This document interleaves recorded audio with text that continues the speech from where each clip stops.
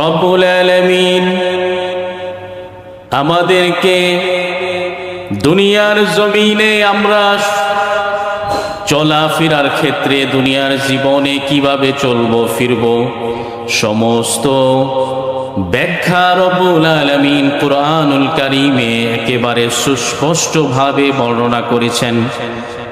আমি আপনাদের সামনে কুরআন কারীমের সূরা আল বাকারা একটি আয়াত তিলাওয়াত করেছি। আল্লাহ তাআলা অনেক মায়া আর মহব্বত করে আমাদেরকে এই আয়াতে তার শক্তির আর তার বরত্বের বর্ণনা দিচ্ছেন অনেক সুন্দর করে। দুনিয়ার জমিনে আমরা যেমন নিজের লাভ শতভাগ বুঝি, আমরা আখিরাতের লাভ ঠিক মতো বুঝতে চাই না। দুনিয়ার জীবনটা বাবা খুবই সামান্য সময়ের,